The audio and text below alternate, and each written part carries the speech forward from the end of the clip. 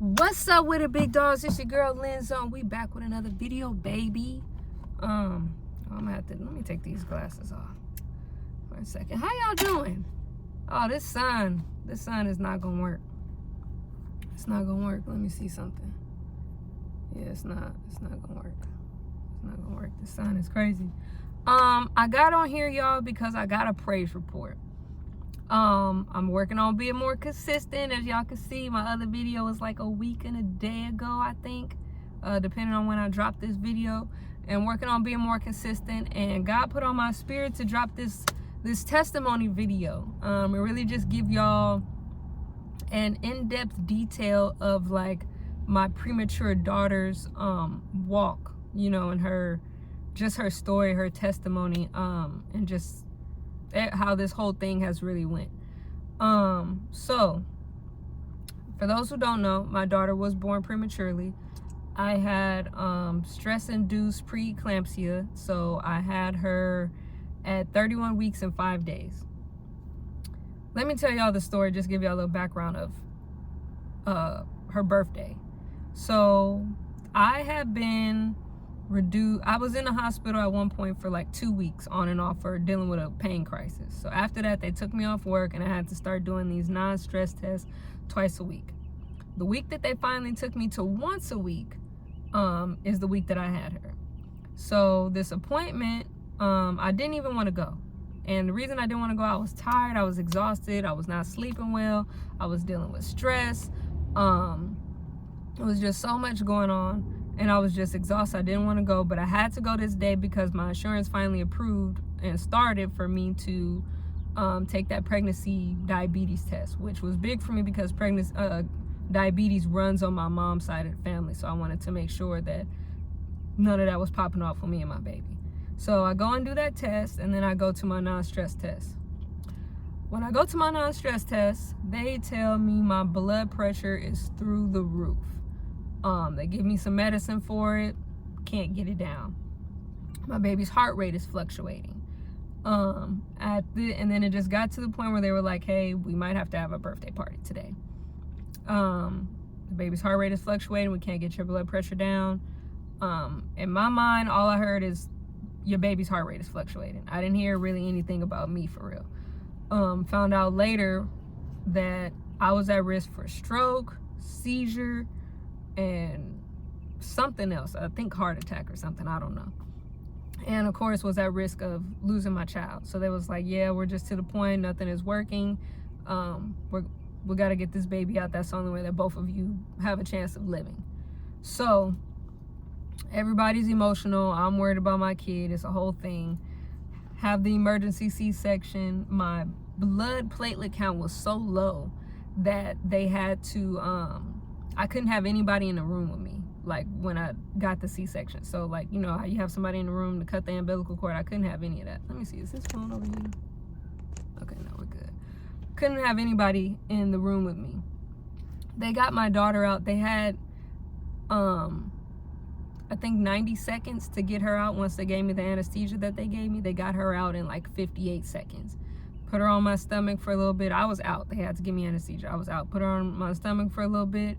Took her to the NICU, stitched me back up. Once I woke up, things went on from there. When she was born at 3 pounds, 2.8 ounces.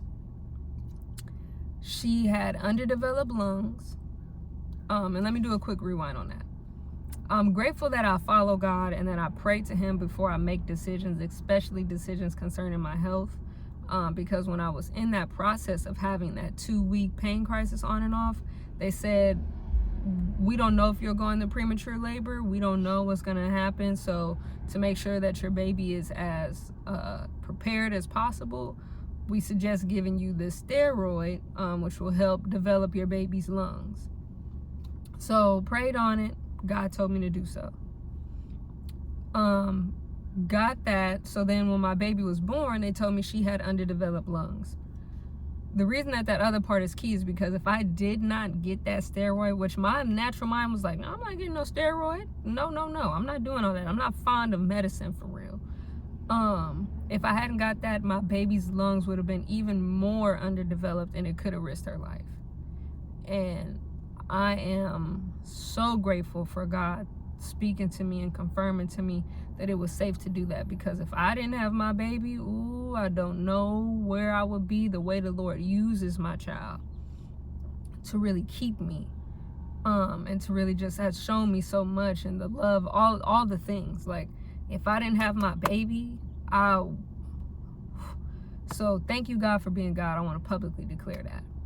So she was born, the NICU at the hospital that she was born at was like a level 2. So they said, we're going to try some things, and if she shows improvement, she could stay here. If not, we're going to have to transfer her to a higher level NICU. So she showed slight improvement, but not enough for them to feel confident to keep her at that NICU. So she had to be transferred the day after she was born to a higher level NICU.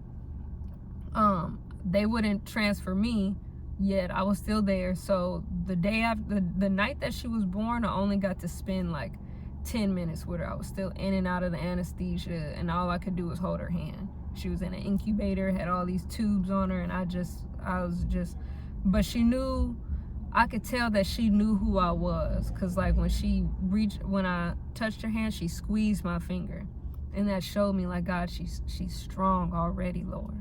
She is so strong. And that's when I started calling her my strong girl. And so, yeah, then it was like 10 minutes, maybe 15, that I got to see her the night that I had her. The next day, I only got to see her for about 5 minutes before, and that was just, they brought her to me in the incubator just so I could look at her before they transported her to the higher level NICU. That next day, I mean, from that point forward, I did everything I had to do to make sure that I get out of that hospital the next day, because I was like, I'm not going days without seeing my baby. I'm not doing it. Like, I absolutely refuse. So sure enough, got out 2 days after I had her. Me and my mama rushed over there to the other NICU. My daughter was in the NICU for a total of 6 weeks. Every day that she was in that NICU, I was up there at that hospital from 10 to 12 hours a day, faithfully. The only days, I could count on one hand how many days I wasn't there for that amount of time, and that was for something that, because I was doing something in relation to her. Like, I had to plan my baby shower, which I only had a baby shower because I had been taken off work, so I had free time, I needed something to do. I like to work, so just sitting at home is like not my thing. And then the day that I actually had my baby shower, and what was the other thing? Even on my birthday, I was there for that long. I went and ate my seafood boil, and then I was there 10 to 12 hours.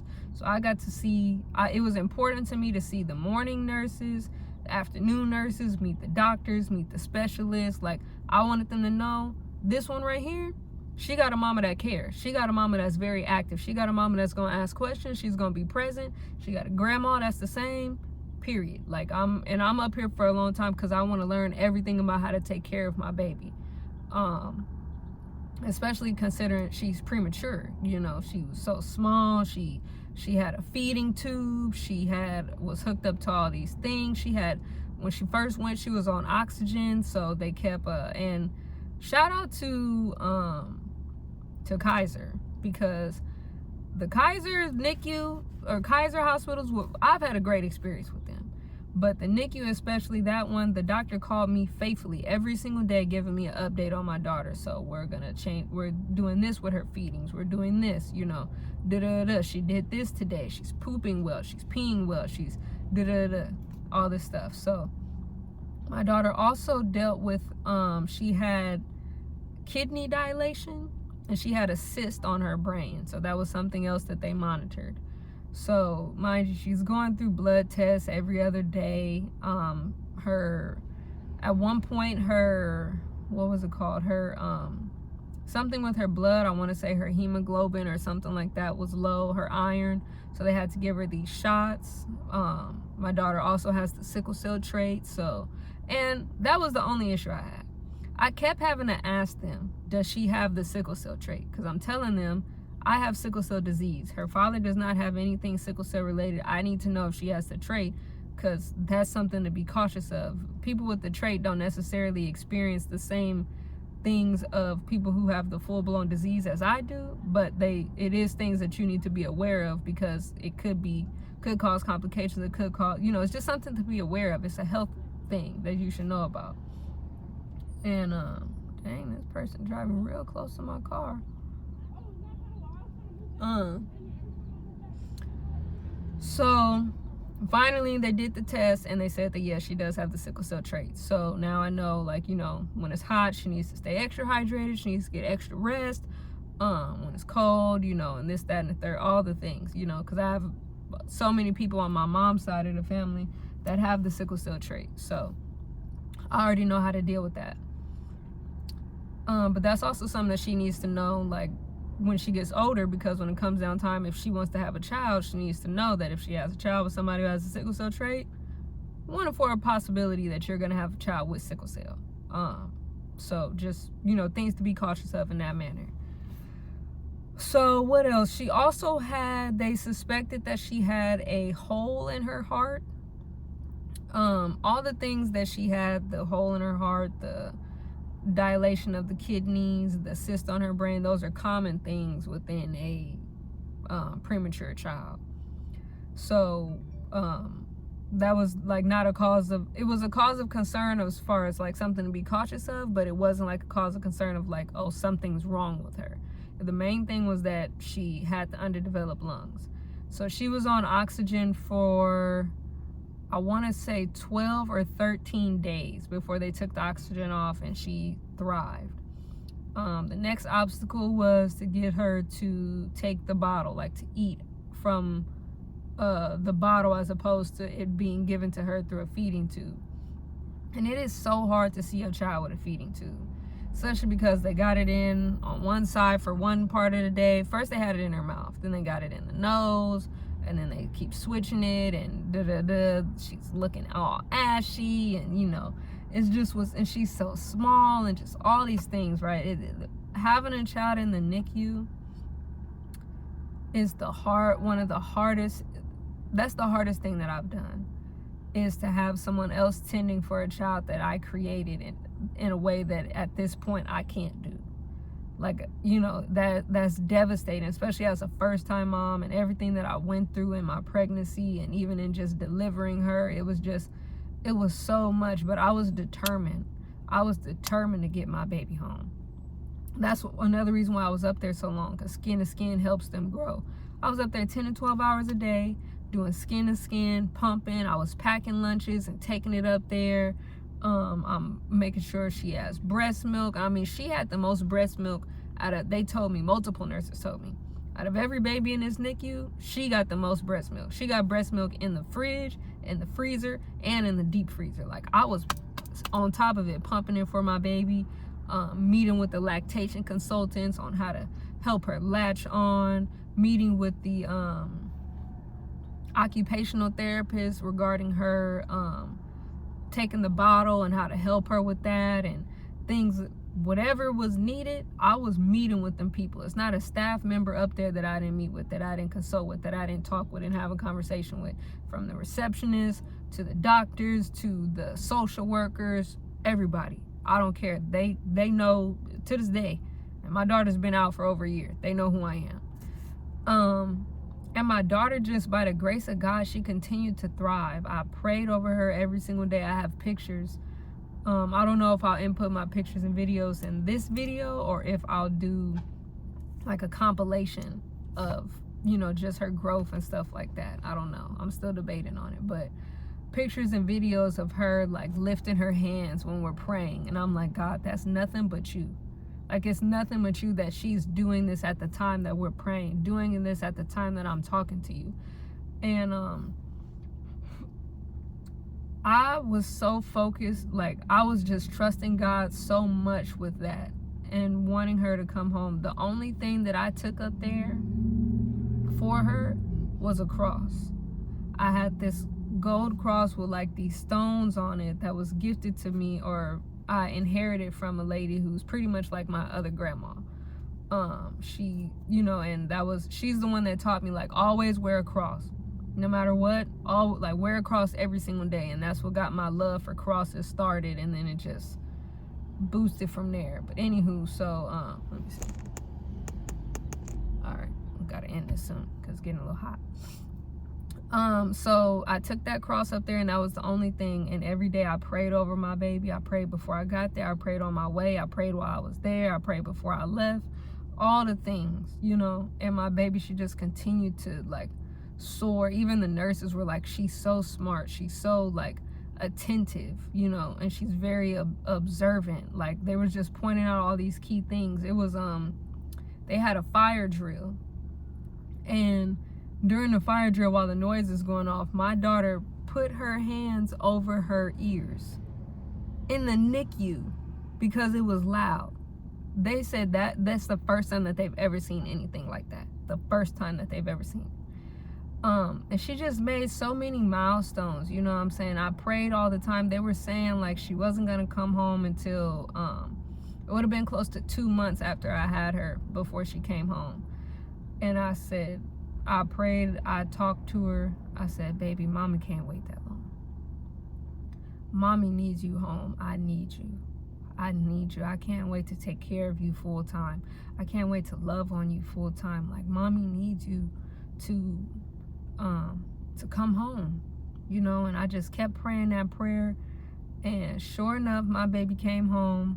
I even told her, like, you know, for mommy's birthday, if you want to come home, because the year she was born, my birthday fell on Mother's Day. I was like, so for mommy's birthday, if you want to come home, you could come on home, baby. Like, it's cool. I got everything ready for you. I got your bed. I got your clothes. I got everything washed and assorted. Like, I'm ready for you, baby girl, you know? And 3 days after my birthday, she came home. And, you know, I was praying. I was that too. So what she had to do was she had to, what did she have to do? Sorry, I lost my train of thought. She had to take all of her feeds by bottle without spitting up and without losing any weight. And the reason that the weight thing was important was because she was getting fortified milk, so breast milk with added calories to it to help her gain weight. But those added calories, because it was milk-based, was causing her to be very, very gassy. And like we would be doing skin to skin, and she would wake up crying because she was tensing up because she's trying to push out the gas. And I had them do x-rays, and all they saw in her belly was just gas bubbles. So I told them, okay, that fortifier, no more. Give her pure breast milk. They said, well, we have to confirm with the doctor. I said, you don't have to confirm with the doctor of what you're going to do when it comes to my child. If the doctor has an issue with what I've told you to do concerning my child, have them call me in the morning. So from that feed on, they only gave her pure breast milk.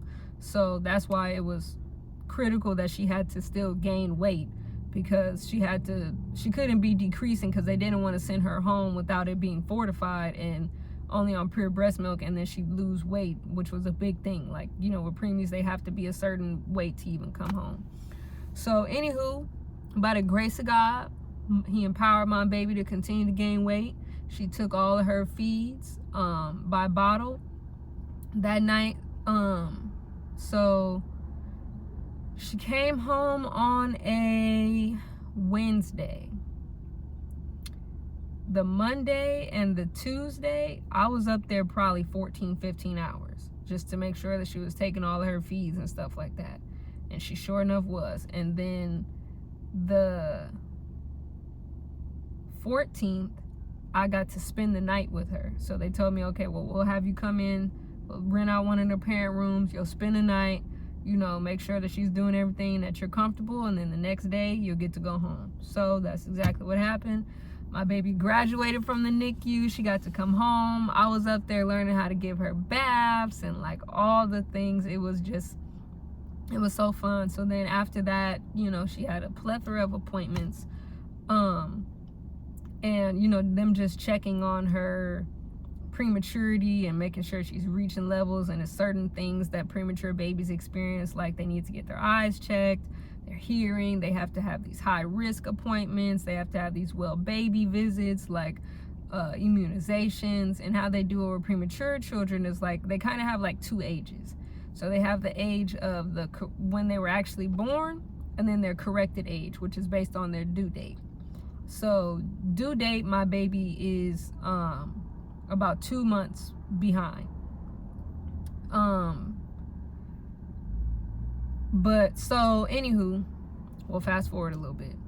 My baby just continued to make great strides by the grace of God. Even when we pray and stuff like that, I mean, she's learning. She's very observant. She picks up things fast. She's absolutely amazing. Anywho, recently, just a week ago, literally a week ago from this video, she had her high risk appointment. As she graduated from the high risk clinic, she passed all of her eye exams, and come to find out, after they've done their evaluation of her, she is above average in every single thing, excluding one thing, which is the gross motor skills, and that's because they want her to be going down steps forward while holding on to something. I don't allow her to do that because all the steps near my home are they're like very hard surfaces, so I just no, because I don't want any uh-ohs, you know what I'm saying? So that's the only reason that I was not practicing that with her. Everything else, her language, at the rate of a 2-year-old. Her corrected age is 19 months. She's at the rate of a 2-year-old, which is 24 months. Everything else is above average of even her actual age, not even just corrected age, her actual age. And I'm in awe of God's goodness when it comes down to my baby, the way that he has had his hand on her and the way that he has kept her. You know, she is very intelligent. She speaks very well. She's very communicative. Her yes means yes and her no means no. And I do my best to encourage her to keep that. Like, unless it's something that's not safe, if she says no, it's a no. If she don't want to go to you, like if you try to pick her up and she don't want to go to you and she says no, it's a no. I'm not forcing it on my kid. If she doesn't want to eat something, no, okay, cool. We'll find something else for you to eat. If that's what you want to do, as long as it's safe and something that we can do, okay, let's do it. Because I want her to be confident in what she says. She's a fast learner. When we're teaching her, sign language, when we're teaching her colors, when we're teaching her gestures, when we're teaching her how to say words and stuff like that and actions, she picks it up like that. It literally doesn't even take longer than a day to teach her a new task, and that is amazing. It's amazing. She's very, very observant. She can just, she's amazing. And I know that she's amazing because God made her. God created her. And even her father, his side of the family, they do a great job at helping her. They have other young kids over there, so I know she learns a lot from them. Miss Rachel is part of our village. Shout out to Miss Rachel. She is the GOAT. She is amazing. She has helped us implement so many of like the signs and stuff, because I bought a sign language book for my baby before she even came home, and I was already practicing sign language before I had her. But so teaching her signs and stuff that Miss Rachel happens to say, like, all of that helps her with her learning, and it's just amazing. This journey of being a mom and going through the process of being a mom to a daughter who was born prematurely, it's changed me. It's made my heart so much more like empathetic and compassionate and tender, and just really, God has used my child in so many ways, like, to just change me and mold me as a woman, and I couldn't be more grateful. And everybody knows how I feel about my baby. When I talk about her, I just light up, and people pointed out, they was like, you can tell how much you love your baby. And when you see my baby around me, you can tell how much my baby loves me, and that love is not, like, outside of the love of God, is nothing like it. I've been through so much as a mom, so much through my pregnancy, so much through the process of divorce and co-parenting, and just looking at her smiling face is worth every single thing. She's perfect, and she's perfect because her father and I came together and we made her, and God allowed us to, and God has kept his hand on her, and he's kept his hand on us.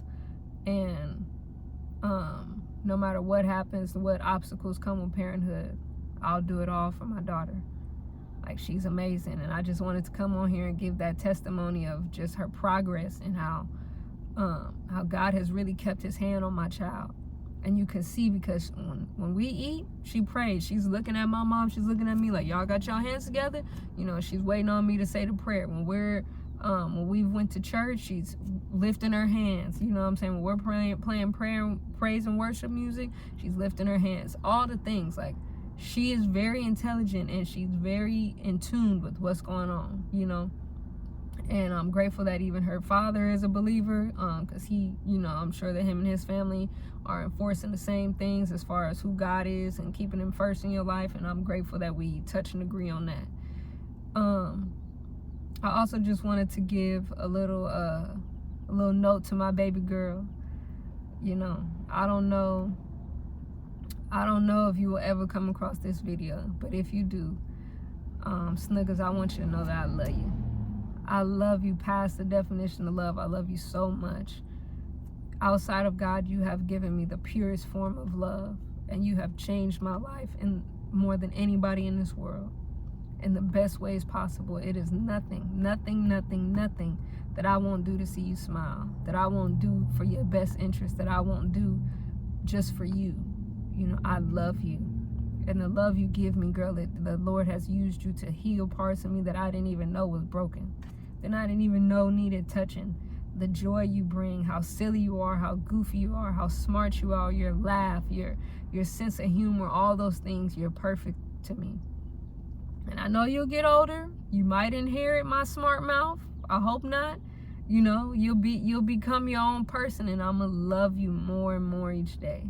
I can't wait to walk through life for you. I mean, to walk through life with you, helping you and encouraging you, and allowing God to use me to always be a safe space for you, and to always help you, to always just be there for you in the best ways that I know how. I'm always going to do my best to be the best for you. And that's why I do things like, you know, take care of myself, get out of stressful situations, try to be the best version of myself. That's why I go even harder when it comes to God and to the Lord and to reading my word and understanding. Because, like, when you go through things in the future or whatever happens, I want to be able to help you as best as I can. In order to do that, I got to seek the Lord. I got to seek his wisdom. I gotta understand our Creator more, you know, and be in tune with him and hear him, so that way I can hear him when he's instructing me on how to help you or how to be there for you, or just, you know, understanding what's going on, and even him speaking to me through my mother's intuition. You know, some things you can't communicate to me right now, but I know it already. And I'm just so thankful for you. Thank you for being the light that you are. Thank you for being exactly who God made you to be. I pray that you continue to always be that. Don't let this world taint you. Don't let this world change you. Be who God made you to be. Listen to his instruction. Listen to God. I've prayed every day since I found out that I was pregnant with you, that you would be healthy physically, spiritually, mentally, and emotionally, that you would be covered by the grace of God, by the love of God, by the blessings and the favor of God, that they would be on your life for all the days of your life. I pray that you would not be easily influenced, but that you would be the leader, not the follower. I've prayed that you would continue to show that, let the light that God has placed in you shine, and be the help draw other people to Christ. That you would be kind, that you would be joyful, that you would be courageous, that you would be happy, that your yes would mean yes and your no would mean no, and that you would be respected and respectful, and amongst other things. And God has delivered that for sure, and I know that he'll continue to do so, because he's a good God. But you're loved and you're cared for and you're appreciated, and you are perfect in my eyes. And I just want you to know that mommy loves you. I love you so much that words and time won't ever be enough to explain that to you. But I love you. And I'm so proud of you, my strong girl, my snugger boogie books. I love you, baby. Mommy's proud of you. And let's continue to do this thing. We're big dogs, not little cats, okay? I'm just so grateful for you. So that's the end of this video.